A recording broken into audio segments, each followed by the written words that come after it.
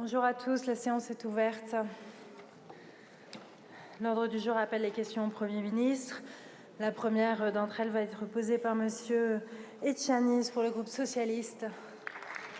Merci Madame la Présidente. Monsieur le Premier ministre, sur votre botte de paille, vous aviez fait des promesses, des déclarations d'amour à nos agriculteurs. Mais eux, ils demandaient des actes forts. Malheureusement, avec le texte voté hier, vous alignez des mesures cosmétiques insuffisantes, voire même régressives. Pourtant, vous aviez une opportunité unique d'être à la hauteur pour nos agriculteurs et nos agricultrices, mais aussi pour le pouvoir d'achat de millions de Français. Avec ce texte, vous auriez pu répondre aux paysans qui demandent un revenu digne en mettant en œuvre un véritable partage de la valeur, des prix planchers et un encadrement des marges. Avec ce texte, vous auriez pu répondre aux éleveurs qui doivent affronter la MHE, la grippe aviaire ou encore la tuberculose. Pour eux, ce sera toujours un parcours du combattant pour être accompagnés.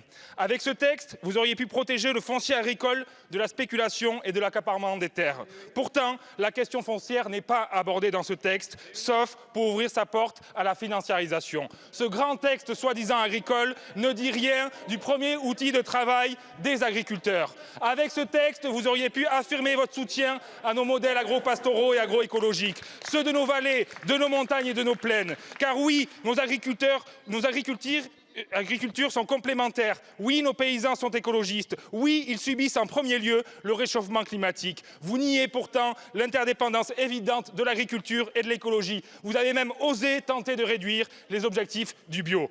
Avec ce texte, vous auriez pu protéger nos exploitations de l'inflation, mais aussi de la concurrence déloyale encouragée par des accords de libre-échange comme le CETA. Vous auriez pu aussi mettre fin au labyrinthe administratif qui détourne nos agriculteurs de l'accès à leurs droits. Dans le fond, ce texte mou ne satisfait personne. Il ne peut décemment se poser comme une réponse à la crise.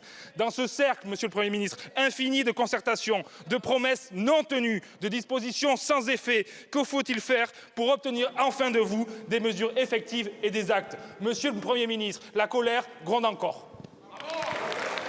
Je vous remercie, Monsieur le député. La parole est à Monsieur le Premier ministre. Merci Madame la Présidente, Mesdames et Messieurs les députés, Monsieur le député Etchanis. Lorsque la colère des agriculteurs a grondé en France comme partout en Europe, avec le ministre de l'Agriculture, je me suis engagé. J'ai reçu à de très nombreuses reprises et pendant de longues heures les représentants des agriculteurs pour travailler avec eux. Cela a donné lieu à 65 engagements extrêmement clairs qui étaient, je crois, attendus, des engagements qui ont été salués par les principales organisations agricoles, des engagements qu'avec mon gouvernement, je m'attache à déployer le plus concrètement possible pour nos agriculteurs. Et dans ce contexte, je veux saluer l'adoption par l'Assemblée nationale hier de la loi sur l'orientation agricole. Je rappelle que les principaux syndicats d'agriculteurs avaient appelé à l'adoption de ce texte. Vous avez voté contre ce texte, c'est votre droit. Mais donc vous avez voté contre la consécration de l'agriculture comme intérêt général majeur pour notre pays qui était attendu par les agriculteurs. Vous avez voté contre ce texte et donc vous avez voté contre les aides à l'installation et la simplification à l'installation pour nos agriculteurs. Vous avez voté contre ce texte et donc vous avez voté contre la modernisation de la formation de nos agriculteurs. Vous avez voté contre ce texte et donc vous avez voté contre une nouvelle échelle des sanctions quand il y a des atteintes non intentionnelles à l'environnement par nos agriculteurs. Vous avez voté donc contre la simplification pour leur vie quotidienne qu'ils appellent pourtant de leur vœu. Vous avez voté contre ce texte et donc vous avez voté contre l'accélération des procédures pour nos agriculteurs, nos éleveurs qui ont des projets pour étendre un bâtiment d'élevage. Il faut parfois attendre 2 ou 3 ans tellement les recours s'empilent. Nous avons fait en sorte que ces recours puissent être capés dans le temps. C'est attendu par tous les agriculteurs, tous les éleveurs de France. Vous avez voté contre, c'est votre choix. Est-ce que ce texte épuise l'ensemble des sujets pour nos agriculteurs? Évidemment non, nous avons toujours été extrêmement clairs sur ce sujet. D'abord, il y a la question du revenu que vous avez évoquée avec l'engagement du président de la République de prix plancher. Sur ce sujet-là, je rappelle que 2 parlementaires, 2 de vos collègues, M. Izard et Mme Babot, travaillent, vont nous remettre leurs propositions et ça donnera lieu à une proposition de loi qui nous permettra d'avancer sur ce sujet. Ensuite, il y a le sujet des phytosanitaires, de la suppression du Conseil supérieur stratégique des phytosanitaires qui donnera lieu à un texte. Et puis il y a des enjeux fiscaux sur lesquels évidemment nous sommes attendus, des enjeux de compétitivité et comme je l'ai toujours dit, ces mesures ont vocation à figurer dans le projet de loi de finances en plus des engagements qui ont d'ores et déjà été pris et qui ont d'ores et déjà été appliqués. Vous le voyez, monsieur le député, je crois qu'il y a à la fois deux visions et deux méthodes. Nous considérons que travailler pour nos agriculteurs, c'est le faire totalement, le faire vraiment, le faire avec tous les textes de loi qui sont nécessaires, toutes les mesures nécessaires. Vous balayez tout ce travail d'un revers de main. À la fin, avec vous, ce seraient les agriculteurs qui seraient perdants. Merci beaucoup, monsieur le Premier ministre. La parole est à monsieur le président Maillard pour le groupe Renaissance. Merci, madame la présidente. Monsieur le Premier ministre, hier, notre hémicycle a été le lieu d'un trouble intolérable, provoqué par un groupe dont les députés se comportent comme des militants et non comme des élus de la nation.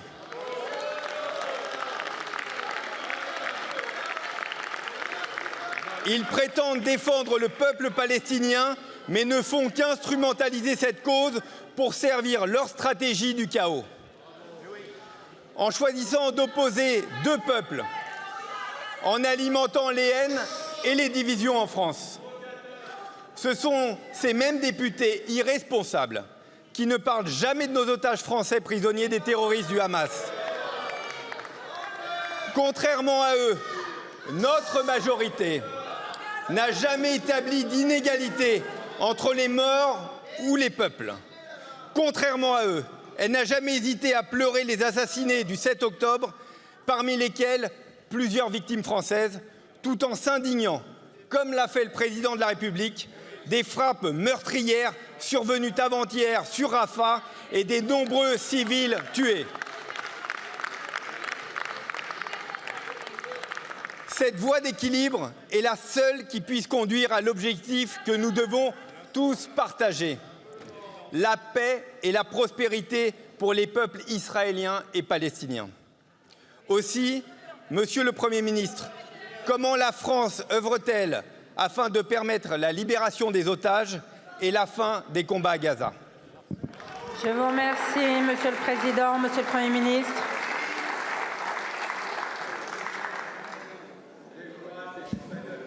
Merci Madame la Présidente, Mesdames et Messieurs les députés, Monsieur le Président Maillard.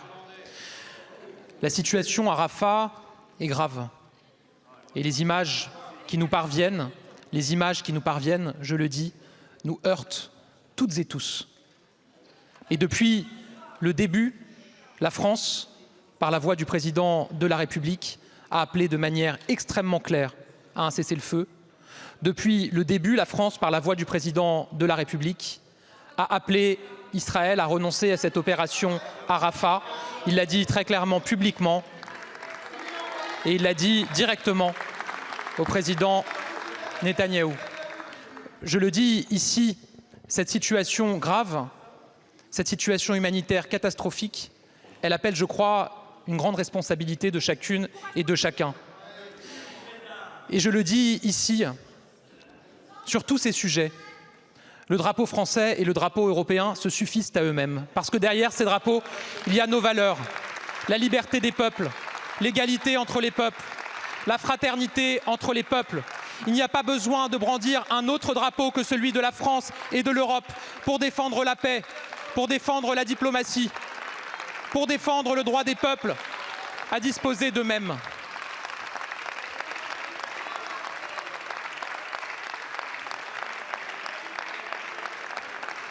C'est pour ces valeurs que le président de la République s'engage et que nous nous engageons. C'est pour ces valeurs que depuis le 7 octobre, nous appelons en permanence, et je déplore que certains n'arrivent toujours pas véritablement à le faire, à la libération des otages et de nos otages encore retenus dans la bande de Gaza. C'est pour cette raison que la France a été un des premiers pays à appeler au cessez-le-feu, que nous nous battons au Conseil de sécurité des Nations Unies pour toutes les résolutions qui appellent au cessez-le-feu. C'est pour cette raison que la France a été le premier pays à larguer de l'aide humanitaire sur la bande de Gaza. Et c'est une grande fierté, c'est une très grande fierté.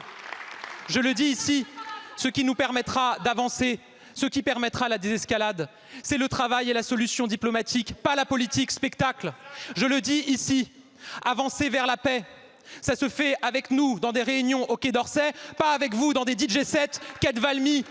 à danser autour de DJ7 quand on prétend être à la hauteur de la gravité de la situation. Oui, nous allons continuer à nous mobiliser. Oui, le président de la République est mobilisé, le ministre des Affaires étrangères également, avec l'ensemble de leurs homologues, pour parvenir à une solution politique au bénéfice des Israéliens, au bénéfice des Palestiniens, au bénéfice de la paix, qui est le seul combat qui vaille d'être mené. Merci beaucoup, Monsieur le Premier ministre.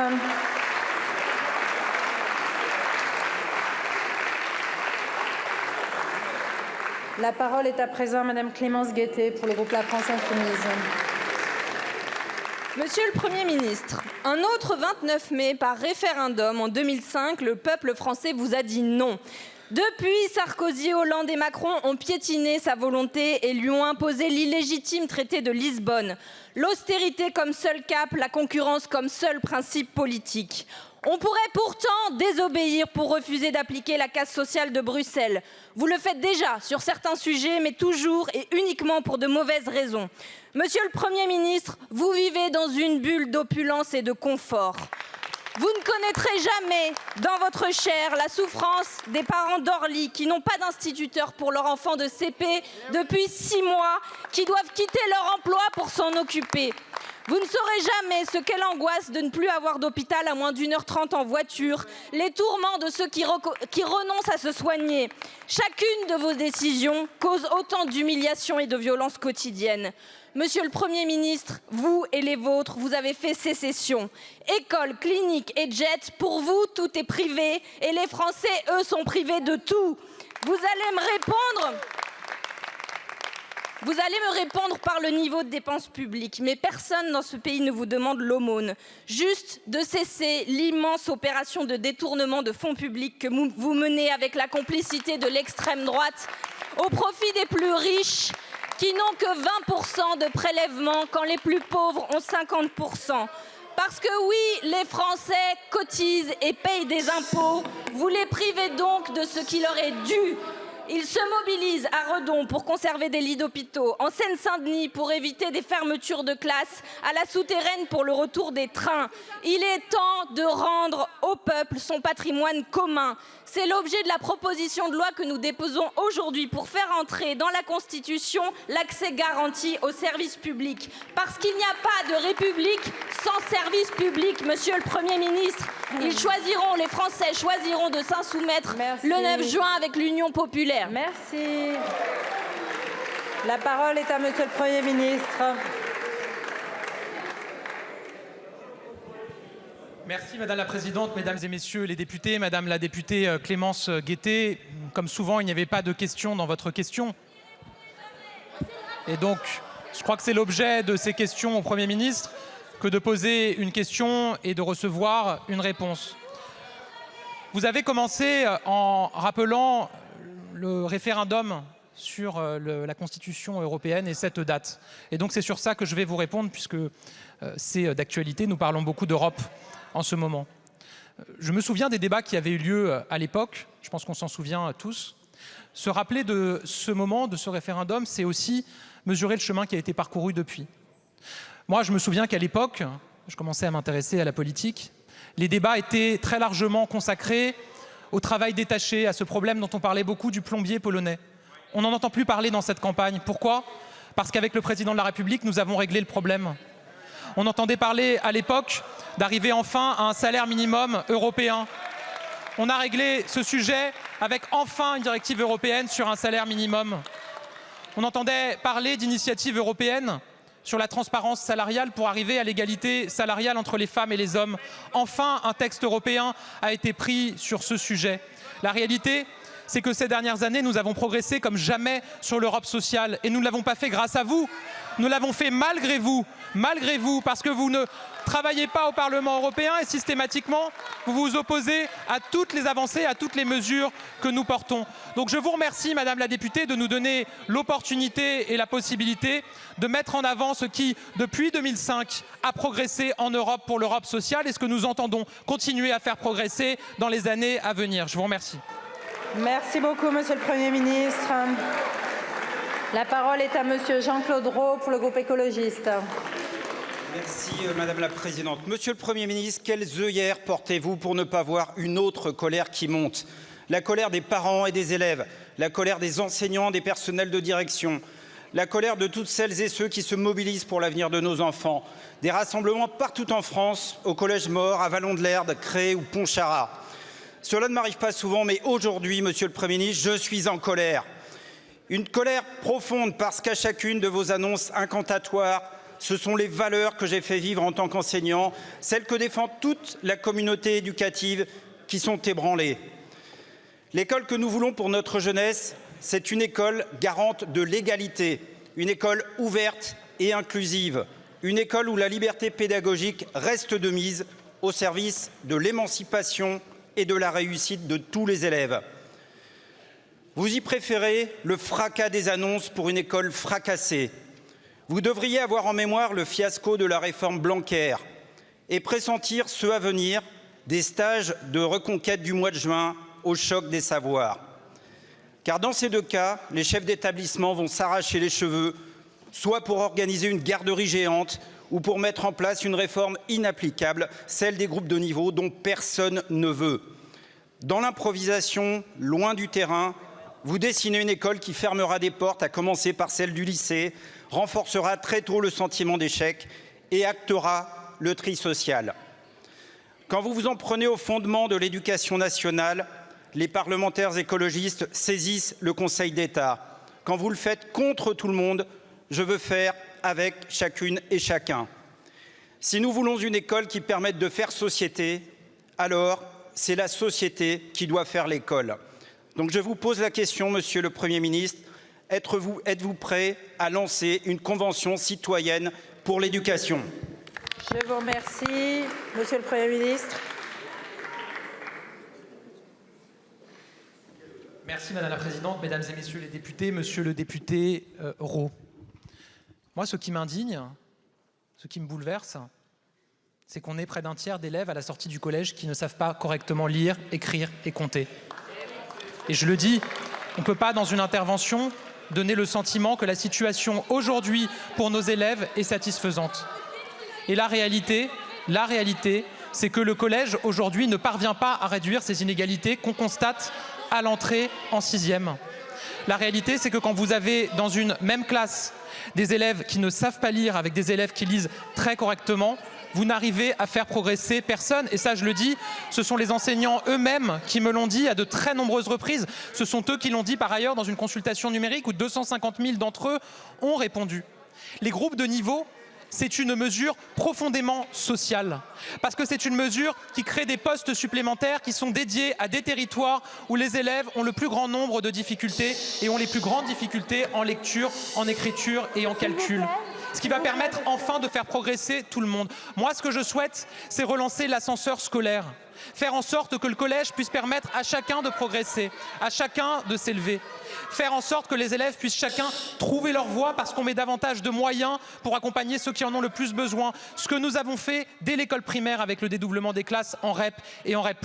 Avec les 2500 postes supplémentaires pour mettre en place ces groupes de niveau, cela veut dire que dans les territoires REP et REP+, ça revient quasiment à un dédoublement pour les cours de français et de mathématiques. Plus d'accompagnement, plus d'enseignants auprès des élèves pour les faire progresser. Vous me parlez ensuite de la question des stages. Et moi, je le dis ici, un des grands problèmes que nous avons en France, c'est la question de l'orientation.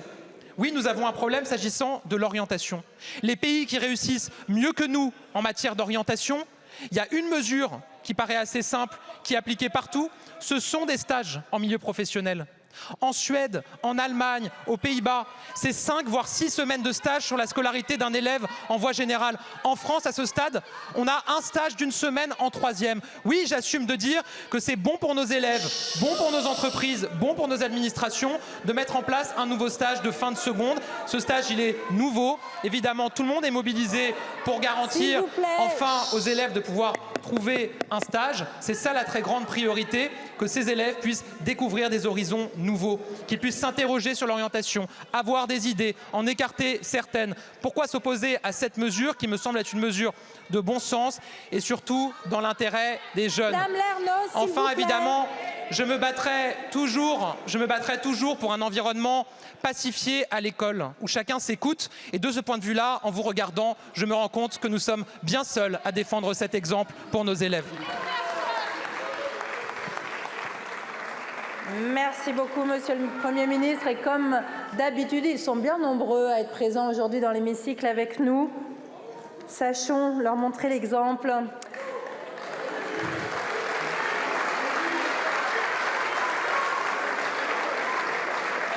Madame Aude Luquet pour le groupe démocrate, je vous remercie s'il vous plaît. Madame Luquet, allez-y. Madame la Présidente, Monsieur le Premier ministre, depuis la tenue du 3e référendum de 2021, l'insuffisance de dialogue des acteurs politiques calédoniens démontre toutes les difficultés auxquelles va se heurter la mission de médiation et de travail initiée par le Président de la République. La réussite de cette mission dépendra donc de sa capacité à sortir des sentiers battus et à écouter des voix différentes de celles des acteurs politiques traditionnels.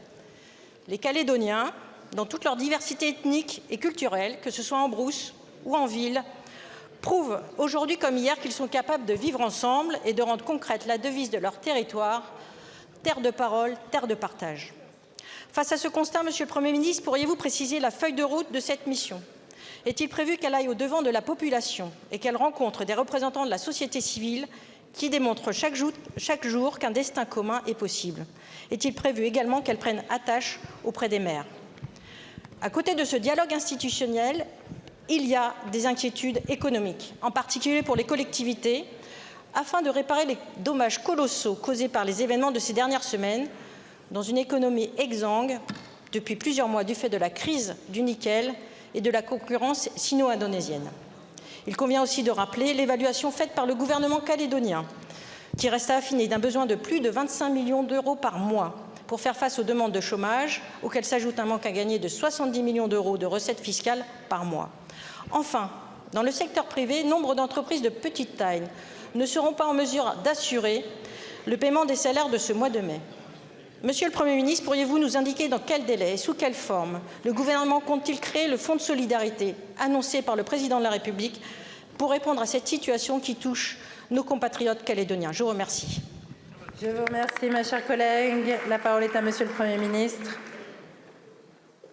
Merci Madame la Présidente, Mesdames et Messieurs les députés, Madame la députée Aude Luquet. La situation en Nouvelle-Calédonie reste tendue et nous le savons, un rien, une étincelle peut suffire à ce que les violences reprennent plus fort. Face aux émeutes meurtrières de ces dernières semaines, notre première urgence, ça a été et ça reste encore aujourd'hui, c'est encore d'actualité, évidemment, de rétablir l'ordre. Grâce à l'engagement exceptionnel de nos forces de l'ordre, à qui je veux rendre une nouvelle fois hommage. Le rétablissement de l'ordre, évidemment, grâce aux mesures qui ont été prises dans le cadre de l'état d'urgence, grâce à l'envoi de forces de sécurité supplémentaires.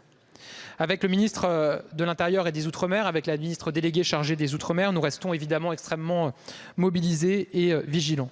Vous l'avez dit, Madame la députée, il ne faut pas attendre pour envisager la suite et pour avancer. La suite, vous l'avez dit, c'est évidemment de soutenir l'économie en Nouvelle-Calédonie, très durement touchée par les émeutes. Conformément aux orientations du Président de la République, la mission dépêchée sur place, en lien avec les services de Bercy et les autorités locales, y travaille. Les services de l'État, les banques, les assurances, les collectivités territoriales, tout le monde est mobilisé d'abord pour estimer les dégâts, mettre en place des dispositifs ciblés et efficaces et pour que, in fine, les entreprises qui ont subi des dommages puissent être dédommagées facilement et rapidement. Un fonds de solidarité sera mis en place pour les entreprises. Vous m'interrogez sur son entrée en vigueur. La mission progresse pour nous permettre de nous donner les modalités de ce fonds, mais ce sera dans les toutes prochaines semaines. Il pourrait y avoir des exonérations de cotisations sociales, de l'activité partielle et évidemment du soutien financier avec les collectivités locales pour les secteurs économiques qui ont été touchés et par ailleurs un soutien aux collectivités locales évidemment. La suite, c'est évidemment la reconstruction. Rebâtir dans les meilleurs délais les infrastructures les plus sensibles et prioritaires, mais aussi en profiter pour diversifier et corriger les déséquilibres économiques qui existaient encore avant la crise. La suite, c'est bien sûr l'avenir politique institutionnel de la Nouvelle-Calédonie. Le Président de la République s'est rendu sur place. Il a permis l'installation d'une mission composée d'experts aguerris pour instaurer le dialogue et trouver le chemin d'une solution politique globale en Nouvelle-Calédonie. Comme depuis la première heure, je le redis ici, nous voulons donner toutes ces chances au dialogue. C'est pourquoi le président de la République l'a confirmé. Nous avons fait le choix de ne pas réunir le Congrès immédiatement après l'adoption du texte pour donner cette chance à ce dialogue. Je le dis, Madame la députée, l'histoire a montré combien, malgré les tensions, même après les violences, les responsables politiques de Nouvelle-Calédonie pouvaient se parler, s'entendre, se mettre d'accord dans l'intérêt des Calédoniens, cela évidemment en lien avec l'État. J'ai la conviction que nous en sommes capables à nouveau, qu'un dialogue est possible, qu'un accord global est accessible. Sous l'autorité du président de la République, avec mon gouvernement, nous ferons tout notre possible pour y parvenir. Merci beaucoup, Monsieur le Premier ministre. La parole est à présent à Pierre Morel à l'huissier pour le groupe RIOT. Merci Madame la Présidente. Monsieur le Premier ministre, depuis des mois et des mois, les parlementaires de tous bords vous alertent sur la situation dramatique des EHPAD, tout comme les fédérations. De nombreuses fédérations, la FEAP, le GEPSO, le CINERPA, la Fédération hospitalière, mais également des associations de directeurs, la DPA et la FNADEPA. Près de 80%, qu'ils soient publics ou privés, d'entre eux sont déficitaires et doivent supporter des augmentations salariales, des augmentations de charges de toute nature, électricité, alimentation, des difficultés de recrutement, notamment des aides-soignantes et des infirmières, le coût des formations, la pénibilité au travail et l'évolution vers les GIR 1 et 2. Aujourd'hui, les EHPAD accueillent des personnes âgées, dépendantes, voire très dépendantes. La loi Bien vieillir n'a nullement réglé les dites difficultés et l'on attend toujours une loi de programmation budgétaire et une loi grand âge. Mais il est encore plus grave, si je puis dire. Une décision judiciaire, tribunal de Vannes, du 16 mai 2024, vient de condamner pour homicide involontaire un EHPAD et son directeur, créant ainsi un véritable séisme dans tout le monde sanitaire et social. Il appelle qu'il serait reproché un manque d'instruction précise et un défaut de formation d'une aide-soignante. Cette décision ouvre incontestablement la boîte de Pandore vers le fonctionnement et la mise en cause du personnel. C'est pourquoi, avec mon groupe, je tire la sonnette d'alarme sur ce délicat problème. Certes, les ARS contrôlent, mais il faudrait aujourd'hui qu'un accompagnement budgétaire soit affecté à tous les EHPAD. Je vous remercie, Monsieur le Premier ministre. Merci Madame la Présidente, Mesdames et Messieurs les députés, Monsieur le député Pierre Morel à l'huissier. Vous avez raison de souligner combien la situation des EHPAD doit toutes et tous nous mobiliser. Et je veux redire à quel point j'ai été, comme nos concitoyens, choqué par les images, les témoignages qui ont émergé sur les conditions de vie dans certains EHPAD. Ces témoignages sont graves, car ils ont rompu le pacte de confiance qui unit les établissements aux familles. Ils sont graves, car alors même que l'immense majorité des soignants et des personnels se démènent, s'engagent avec passion et sincérité, ils subissent toutes et tous le poids du soupçon, et je veux leur redire ma confiance, mon soutien et celui de mon gouvernement. Monsieur le député, cet enjeu est d'autant plus important que nous devons nous préparer au vieillissement de la population et aux conséquences de l'allongement de l'espérance de vie. Cet objectif est fondamental et nous devons maintenir le cap en dépit de l'inflation qui touche durement le secteur. Et je vous le dis avec la ministre Fadila Khattabi, avec tout le gouvernement, nous allons continuer à nous battre pour répondre aux difficultés des EHPAD, pour leur donner plus de moyens et pour améliorer l'attractivité des métiers du grand âge. La première étape, c'est le rétablissement de la confiance dans ces établissements. Ça passe par un vaste plan de contrôle que nous menons. Ensuite, je le disais, nous préservons leur viabilité financière avec un fonds d'urgence de 100 millions d'euros créé l'an dernier, avec les 4 milliards d'euros de plus prévus dans le Ségur entre 2019 et 2023. Ça, c'est pour le court terme. Mais je sais évidemment comme vous que les problèmes structurels des EHPAD ne se régleront pas du jour au lendemain. Je pense aux difficultés financières et nous augmentons la dotation aux EHPAD publics de 5% en 2024 pour réduire le déficit et poursuivre les revalorisations salariales. Je pense aux difficultés qu'ont les plus modestes à trouver un EHPAD. Et là aussi, nous avançons. La loi Bien vieillir permet aujourd'hui de définir 2 tarifs d'hébergement différenciés selon les revenus. Ces avancées sont positives, mais je veux être très clair, monsieur le député, évidemment, le travail continue. Le travail continue en particulier pour améliorer la gouvernance de la politique du grand âge. Je souhaite que l'expérimentation du financement de la dépendance par l'État en lien avec les départements puisse être menée et évaluée là où les présidents de départements ont postulé. Je sais que votre département, monsieur le député, celui de la Lozère, fait partie des 23 départements concernés par cette expérimentation dont nous attendons évidemment beaucoup. Je rappelle par ailleurs que le rapport remis par Éric Woerth nous donnera aussi les pistes d'évolution sur cette question et j'y serai particulièrement attentif. Monsieur le député, je sais l'importance de cette question pour nous. Cette question sera encore plus majeure dans les années qui viennent. Évidemment, je sais pouvoir compter sur l'engagement de toutes et de tous avec le gouvernement pour avancer au bénéfice de nos concitoyens. Je vous remercie, monsieur le Premier ministre. La parole est à présent à monsieur Yannick Neuder pour le groupe Les Républicains.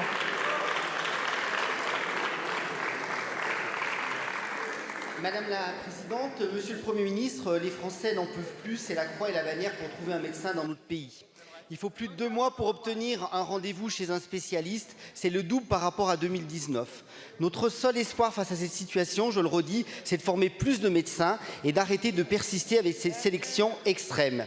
Alors oui, vous formez plus, mais je vous le demande, formez-vous assez? Évidemment non, vous plafonnez, vous ajustez un simple curseur au lieu de le supprimer et vous ne compensez même pas les départs en retraite. Résultat, nous formons autant de médecins qu'en 1970, alors que la France compte 15 millions d'habitants supplémentaires et que la profession fait face à des départs massifs en retraite. Monsieur le Premier ministre, en plus de gripper la machine, la sélection impitoyable de l'accès aux études en santé fait fuir les étudiants en médecine hors de France. Je salue l'enquête du quotidien du médecin et le travail de Léo Juanol et de Aude Frappin qui dénoncent plus de 5000 étudiants qui sont obligés de se former dans des universités à l'étranger et plus de 15 000 étudiants au total si on compte les kinés et les chirurgiens dentistes. C'est le cas de Marie, 19 ans, qui aurait pu devenir médecin ici en France, mais 8 petites places au concours d'entrée la pousseront à s'expatrier en Roumanie. Aujourd'hui, elle affirme que pour sa carrière, la Suisse, c'est mon plan A, la France, c'est mon plan B, parce que oui, monsieur le Premier ministre, nombreux pays, l'Allemagne, le Luxembourg, maintenant le Maroc, viennent démarcher nos étudiants en France, mais également à l'étranger. Des 5000, il y en a, des maris, il y en a 5000 en France qui nous glissent entre les doigts, et c'est autant de médecins qui n'iront pas dans nos territoires. Et je vous invite à prendre connaissance du territoire, de l'étude de l'association des maires ruraux de France, du vice-président Gilles Noël, qui a donné une étude sur les étudiants en Roumanie à la Banque des Territoires. Alors, monsieur le Premier ministre, je vous le demande, où en êtes-vous dans ma proposition de loi adoptée ici pour rapatrier les talents? Où en êtes-vous dans la suppression de toute forme de numérus? Et où en êtes-vous sur la fourniture des moyens pour nos universités? Il y a urgence, monsieur le Premier ministre, à reprendre le contrôle de la formation de nos étudiants en santé. Il en dépend de la santé des Français. Ça m'a encore été confirmé hier avec François-Xavier Bellamy lors d'une visite à Gustave Roussy. Merci beaucoup, mon cher collègue. La parole est à monsieur le Premier ministre. Merci Madame la Présidente, Mesdames et Messieurs les députés, Monsieur le député Neuder. L'accès aux soins, c'est évidemment l'enjeu majeur aujourd'hui pour tous nos concitoyens. Je le dis, où que je me déplace dans le pays, évidemment que c'est l'enjeu dont on me parle en premier. J'ai eu l'occasion d'annoncer une série de mesures récemment pour libérer du temps médical à nos médecins, accélérer le transfert d'actes entre les médecins et les autres professions médicales ou paramédicales. Il faut continuer sur ce levier-là. Mais on le sait, la réponse sur le long terme, c'est évidemment de former davantage de médecins. Je le dis ici et je commencerai d'abord en saluant les étudiants en médecine qui passent en ce moment même les ECOS, les examens cliniques objectifs structurés, et leur dire évidemment que nous sommes avec eux, que nous les accompagnons par la pensée et que nous serons contents de pouvoir compter sur eux, évidemment sur le terrain dans les années à venir. Il faut le dire ici et je le dis avec une très grande humilité. Nous payons aujourd'hui le choix de gouvernements de tous bords politiques qui se sont succédés depuis des décennies avant l'élection du président de la République, j'ai dit avec humilité, de ne pas revoir le numerus clausus. Or, revoir le numerus clausus, le président de la République a fait ce choix dès son élection en 2017. En 2017, on formait 8000 médecins par an. Cette année, on en forme 10 800. En 2025, on en formera 12 000 sur l'année et je me suis engagé à ce qu'en 2027, on forme 16 000 étudiants en médecine chaque année. Ça veut dire qu'en 2 quinquennats d'Emmanuel Macron, on aura doublé le nombre d'étudiants en médecine qui sont formés dans nos universités. C'est un engagement sans précédent. Évidemment, il nécessite d'être accompagné. Il faut l'accompagner en termes de capacité d'accueil des universités, de terrains de stage. C'est un point sensible et la proposition de loi que vous avez présentée et déposée consacre notamment son article 1er à ce sujet-là. Il faut qu'on arrive à accroître davantage l'attractivité des hospitalo-universitaires et j'ai demandé à mes ministres Catherine Vautrin et Sylvie Retailleau de mettre en œuvre d'ici à l'été les engagements qui ont été pris lors des assises hospitalo-universitaires. Il faut déconcentrer les lieux d'enseignement et de stage parce que l'augmentation du nombre d'étudiants est l'occasion de créer de nouveaux lieux de stage et de formation dans les petites et moyennes villes et notamment dans les cabinets libéraux. Il faut continuer à avancer aussi sur notre capacité à faire revenir nos jeunes Français qui sont partis étudier en médecine. Je sais que c'est un combat que vous menez, qui sont partis étudier en médecine, notamment en Europe de l'Est. Évidemment qu'on souhaite qu'ils reviennent chez nous plutôt qu'ils aillent en Allemagne ou en Suisse. Il faut qu'on arrive à les attirer chez nous. Je sais que votre proposition de loi aussi qui a été adoptée prévoit des mesures pour pouvoir les faire revenir plus tôt dans les études. Je souhaite qu'on puisse avancer sur votre proposition de loi. Je le dis, elle a été adoptée ici à l'Assemblée nationale. Il faut maintenant qu'elle soit inscrite au Sénat. J'y suis évidemment favorable pour que nous puissions avancer au bénéfice de nos étudiants en médecine, au bénéfice donc de notre système de santé et donc au bénéfice de tous les Français. Sur ce sujet, je suis très convaincu que nous pouvons dépasser largement les clivages et avancer tous ensemble au service de nos concitoyens. Je vous remercie, Monsieur le Premier ministre. La parole est à présent à Monsieur Xavier Albertini pour le groupe Horizon. Merci Madame la Présidente. Madame la Présidente, mes chers collègues, Monsieur le Premier ministre, ce n'est plus une rumeur, ce n'est plus confidentiel. La société Biogarant, c'est désormais une certitude, est à vendre. La société Biogarant, c'est le laboratoire français qui fournit 32% des médicaments génériques à nos concitoyens. La société Biogarant, c'est une boîte sur 8 délivrée en pharmacie. La société Biogarant, c'est un catalogue de plus de 1000 références. Sa maison mère, les laboratoires Servier, a décidé de se séparer, donc de vendre cette activité pour se consacrer sur le secteur des médicaments innovants. Le groupe Servier a naturellement la liberté de choisir ses marchés et de céder l'une de ses filiales. Mais nous, responsables politiques, en ce qui nous concerne, avons la responsabilité de tout faire pour que cette production sensible relative aux médicaments génériques ne passe pas sous la coupe d'un propriétaire non européen. Car à ce jour, et selon nos informations, les repreneurs les plus sérieux ne sont pas européens. À l'heure où nous nous employons à relocaliser les emplois industriels, à conserver sur le sol national les productions stratégiques, notre responsabilité est d'autant plus grande. Biogarant ne compte que 250 emplois en France, mais ce laboratoire sous-traite la fabrication de sa production à des dizaines de façonniers dont la majorité des usines est installée dans notre pays et représente quasiment 9000 emplois. C'est donc tout un écosystème stratégique qui serait considérablement fragilisé si Biogarant passait sous contrôle étranger. Le maintien de l'emploi et le soutien de nos façonniers français est primordial. Divers leviers d'action existent. Un pourrait être mis en œuvre à l'occasion du prochain projet de loi sur la finance de la sécurité sociale au travers de la clause de sauvegarde. Cette clause s'applique aux laboratoires pharmaceutiques quand leur vente dépasse l'Ondam. Jusqu'au budget de la sécurité sociale de 2020, ces clauses ne s'appliquaient qu'aux laboratoires innovants. Elles s'appliquent désormais à tous les médicaments. Cette généralisation pénalise les laboratoires qui font de faibles marges, dont font partie les laboratoires produisant des génériques. Monsieur le Premier ministre, le dossier Biogarant est symbolique des enjeux de souveraineté sanitaire et industrielle auxquels la France doit faire face. Comment comptez-vous agir pour garder sous pavillon national ou à tout le moins européen ce fleuron, cette production et nos emplois? Je vous remercie. Je vous remercie. La parole est à Monsieur le Premier ministre. Merci Madame la Présidente, Mesdames et Messieurs les députés, Monsieur le député Xavier Albertini. J'ai eu comme vous les échos par voie de presse que le laboratoire Servier serait sur le point de vendre sa filiale Biogarant. Biogarant, je le dis ici, c'est un fleuron français. C'est près d'un tiers des médicaments génériques vendus en France. C'est une boîte de médicaments sur 8 vendus dans notre pays. Et ce sont plus de 8500 emplois directs et indirects à travers toute la France. Ce sont des milliers de molécules qui sont utiles, nécessaires pour notre santé. Et face à une entreprise aussi stratégique que Biogarant, nous avons été très clairs avec Servier. Nous ne souhaitons pas qu'ils vendent Biogarant. Si toutefois Servier choisissait tout de même de vendre Biogarant, oui, nous nous laisserons la possibilité d'activer la procédure de contrôle des investissements étrangers en France. Une procédure que nous avons considérablement renforcée depuis 2017, une procédure qui nous permet de faire respecter notre souveraineté, alors nous serons d'une vigilance exceptionnelle et tout repreneur non européen, je le dis ici publiquement et clairement, doit s'attendre à des conditions drastiques s'il veut ne serait-ce qu'espérer acquérir Biogarant. Notre boussole, c'est garantir un parfait accès aux médicaments pour les Français et le maintien des sites de production et des emplois en France. Monsieur le député, vous avez raison de le dire, la santé est un secteur éminemment stratégique.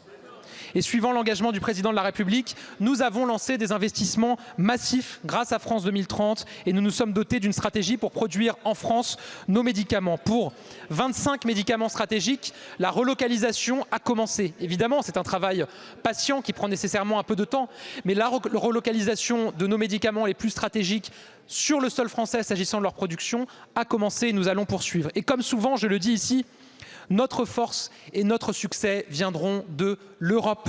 L'Alliance des médicaments critiques va permettre de faire revenir en Europe les principes actifs de nos médicaments, alors qu'aujourd'hui, 60 à 80% d'entre eux proviennent d'Asie.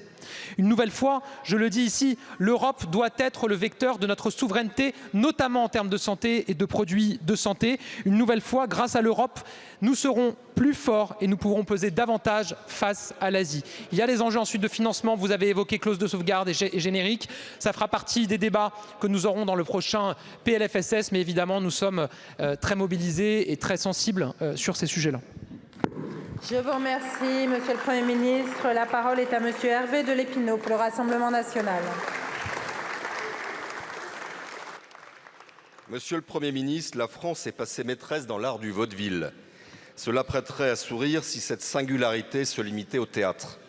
La gestion du dossier de sauvegarde et de sauvetage de notre géant informatique national Atos laisse entendre que ce style burlesque trouve à s'exprimer dans le monde des affaires. Claquement de porte, revirement intempestif, valse des acteurs et j'en passe. 5 milliards de dettes, démissions à répétition de ses dirigeants, rien ne va plus pour ce groupe pourtant essentiel à notre souveraineté numérique et notre stratégie de défense. L'activité infogérance gère une masse considérable de données sensibles de nos administrations et services publics. Trésor public, carte vitale, Caisse nationale d'allocation familiale, SNCF, pour ne citer que les plus connus. Quand par ailleurs, la division supercalculateur participe à la mise à niveau opérationnel de notre dissuasion nucléaire.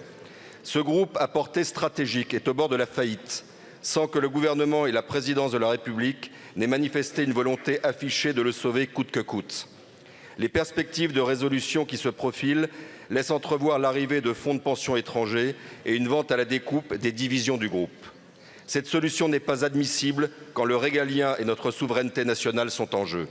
Monsieur le Premier ministre, entendez-vous procéder à la recapitalisation rapide d'Atos à concurrence d'un tiers de la dette afin d'éviter sa liquidation à court terme et mettre fin au projet de démantèlement du groupe?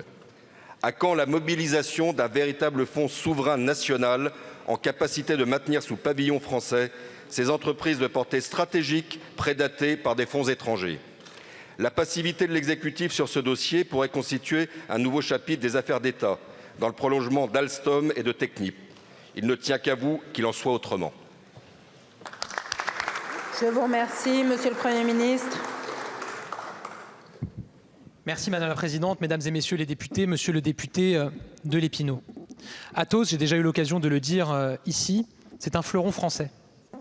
Un fleuron français qui traverse des difficultés, un fleuron français qui a évidemment aussi des atouts et qui va surmonter ces difficultés. Et je le dis ici, parmi les atouts d'Atos, il y a notamment le fait qu'Atos bénéficie de contrats publics et de marchés publics dans beaucoup de pays européens. En Allemagne, en Belgique, en Italie, Atos bénéficie de contrats et de marchés publics dans ces pays. Dans votre programme pour les européennes, vous proposez que chacun des pays européens réserve ses marchés publics aux entreprises de son pays. Donc quand vous vous faites les défenseurs d'Atos, est-ce que vous leur dites que dans votre programme pour les européennes, vous proposez qu'il n'ait plus accès aux contrats publics et aux marchés publics dans les pays où aujourd'hui ils en bénéficient, en Allemagne, en Italie, en Belgique? Avec l'application de votre programme, vous plongeriez Atos dans des plus grandes difficultés encore que celles que l'entreprise connaît aujourd'hui. Pour le reste, vous le savez, depuis le premier jour, nous sommes mobilisés. Nous travaillons avec la plus grande vigilance pour suivre l'avenir du groupe Atos. Depuis le premier jour, nous nous sommes engagés à protéger les actifs stratégiques du groupe. C'est notre engagement depuis le début, nous nous y tenons. Nous avons réalisé un prêt important qui était attendu par Atos. Nous avons décidé de nous engager pleinement et avons obtenu des droits spécifiques sur la gestion des activités stratégiques du groupe. Je vous le dis, monsieur le député, j'ai déjà eu l'occasion de le dire ici en réponse à une autre question. Les activités stratégiques, notamment celles qui concernent notre souveraineté, notamment celles qui concernent notre défense, resteront sous pavillon français. Elles resteront sous pavillon français et leur développement sera assuré auprès des industriels français de premier plan. Ces activités, ce sont nos supercalculateurs, ce sont les serveurs pour le développement de l'IA et du quantique, ce sont les systèmes de communication critiques ou de protection cyber. Ce sont aussi les activités de contrôle-commande de nos centrales nucléaires. Comme l'a indiqué Bruno Le Maire, nous souhaitons sécuriser les activités de Worldgrid par l'acquisition de ces activités par un acteur agréé par EDF. Monsieur le député, plusieurs entreprises ont déjà marqué leur intérêt pour la reprise d'Atos. C'est une bonne nouvelle. C'est la preuve qu'il existe des solutions pour préparer l'avenir de l'entreprise. Chacune des offres sera examinée et je peux vous dire que l'État sera très attentif au sérieux des offres, au projet industriel qui les sous-tend, à la capacité de faire vivre l'entreprise sur le long terme. Nous serons particulièrement attentifs à l'impact social des offres et bien sûr, nous ne transigerons jamais sur les activités sensibles et stratégiques pour l'État qui doivent rester sous pavillon français. Mais contrairement à vous, nous ne proposons pas de couper les jambes de nos grands fleurons français en les empêchant de bénéficier de contrats, d'appels d'offres et de marchés publics dans d'autres pays européens. Merci beaucoup, monsieur le Premier ministre. Monsieur le député. Oui, monsieur le Premier ministre, Alstom, on nous a servi la même musique, on voit le résultat. Donc l'État, en fait, ne s'est pas du tout intéressé sur ce dossier qui est bouillant depuis 18 mois. Les 112 000 collaborateurs d'Atos apprécieront. Merci beaucoup. La parole est à madame Karine Lebon pour le groupe GDR. Merci, madame la présidente. Monsieur le Premier ministre, augmentation du temps de cotisation sur une durée plus courte pour une indemnisation moins longue. Ce n'est plus une réforme, c'est un coup de poignard dans le dos des Français. Des décennies de lutte pour davantage de droits et pour une meilleure protection des travailleurs renversés en un simple claquement de doigts. Qu'ont donc fait les personnes privées d'emploi pour mériter votre haine? Les femmes et les hommes que vous ne cessez d'attaquer ont pourtant pour unique souhait de réintégrer le marché de l'emploi. Mais votre seule réponse est de faire croire qu'ils sont responsables de leur situation. Comment pouvez-vous prétendre aider les personnes privées d'emploi alors que près de la moitié des inscrits n'est déjà pas indemnisée? Comment pouvez-vous prétendre vouloir accompagner les seniors après avoir imposé un allongement de l'âge de départ à la retraite et vous être attaqué à leur régime spécifique d'indemnisation? Non, monsieur le Premier ministre, les difficultés de toutes ces personnes n'ont pas disparu. Puisqu'il n'y a que les chiffres qui vous intéressent, je vais vous en donner un qui devrait vous interpeller. 18%, c'est le taux de chômage à La Réunion. Les habitants de nos circonscriptions ultramarines, soumises à un taux de chômage inégalable, craignent chaque jour l'application de vos réformes sur nos territoires. Si jusqu'à maintenant les nouvelles règles ne s'appliquent pas pour les résidents des Outre-mer, nous ne sommes pas à l'abri d'un revirement à tout moment de votre part. Vous avez réussi à faire naître un sentiment de rejet des personnes privées d'emploi, désormais considérées comme responsables de tous les maux de la société. Rien ne vous fait peur. Faire des économies ne peut être une raison légitime pour mettre en jeu la survie de nos concitoyens. Les Français ne sont pas une ligne sur un tableau Excel. Ce sont des femmes et des hommes qui font au mieux pour s'en sortir. Monsieur le Premier ministre, je n'ai qu'une seule question en réalité. Où donc avez-vous enterré votre âme? Je vous remercie. La parole est à monsieur le Premier ministre. Merci Madame la Présidente, Mesdames et Messieurs les députés, Madame la députée. Vous avez indiqué un chiffre, le taux de chômage à La Réunion, vous avez indiqué 18%. C'est trop et nous devons nous battre pour faire baisser le chômage. Vous auriez pu indiquer un autre chiffre, c'est le taux de chômage à La Réunion en 2017, il était je crois de 6 points plus élevé, de 24%. Ça veut dire quoi? Ça veut dire, et c'est ma conviction absolue, que le chômage français, le chômage de masse n'est pas une fatalité. On le voit au niveau national, le taux de chômage est au plus bas depuis 25 ans, le taux de chômage des jeunes au plus bas depuis 40 ans, le taux d'emploi au plus haut depuis qu'il est mesuré, parce qu'il y a 2 500 000 emplois qui ont été créés ces 6 dernières années, parce qu'il y a des réformes qui ont été menées.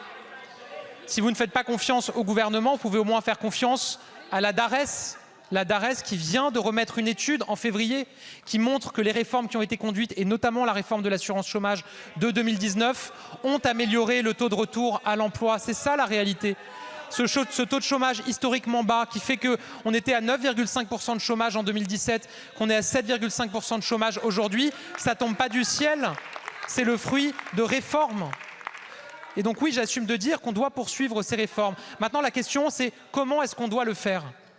D'abord, en assumant effectivement d'avoir un modèle social toujours tourné vers la reprise d'activité. C'est le sens de la réforme que nous avons annoncée avec Catherine Vautrin, qui fait que là où il fallait avoir travaillé 6 mois sur les 24 derniers mois pour bénéficier de l'assurance chômage, il faudra désormais avoir travaillé 8 mois sur les 20 derniers mois, ce qui nous maintient avec l'un des systèmes les plus généreux en Europe.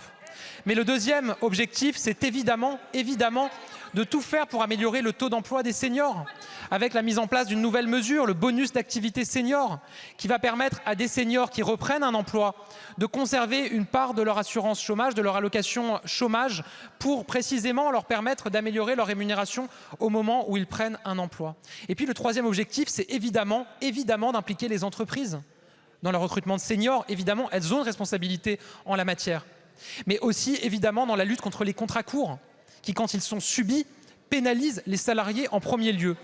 On a mis en place un bonus-malus sur les contrats courts qui, là aussi, a produit ses effets. Et les études le montrent. Le bonus-malus dans les 7 secteurs économiques où il a été mis en place a produit des effets en termes de réduction du nombre de contrats courts et en amélioration de la qualité d'emploi pour les salariés. Nous souhaitons généraliser progressivement ce bonus-malus en l'étendant à d'autres secteurs. Nous allons y travailler avec Catherine Vautrin, Bruno Le Maire et le gouvernement pour définir le rythme auquel nous allons le faire. Vous le voyez, notre seul objectif, c'est de sortir de la précarité les Français qui y sont plongés. Le meilleur moyen de sortir les Français de la précarité, et je pense qu'au moins là-dessus, on peut se rejoindre, c'est de leur permettre de trouver un emploi. Et donc on doit tout faire pour que des emplois soient créés dans notre pays. 2 500 000 emplois ont été créés grâce à notre politique. La France est le premier pays le plus attractif pour les investissements étrangers en Europe depuis 4 ans. Des emplois continuent de se créer. 50 000 créations d'emplois au premier trimestre, là où nos voisins et notamment l'Allemagne sont en récession. Il faut s'en réjouir. Donc une fois qu'on a créé ces emplois et qu'on continue à les créer, avoir un système d'assurance chômage, un modèle social qui accompagne davantage vers l'activité, qui accompagne, qui tend la main, qui forme, qui aide pour arriver à la reprise de l'emploi, ce qui devrait être, je le dis ici, l'objectif que nous partageons tous. Je vous remercie, Monsieur le Premier ministre. Madame Lebon. Monsieur le Premier ministre, vous dites une chose, vous faites exactement l'inverse. Je citerai André Chassaigne pour illustrer ce propos. Vous avez la queue du renard qui vous sort par la bouche et vous dites encore que vous ne l'avez pas croqué. Je vous remercie. La séance des questions au Premier ministre est terminée. La séance est suspendue. Elle reprend dans 5 minutes à 15 h.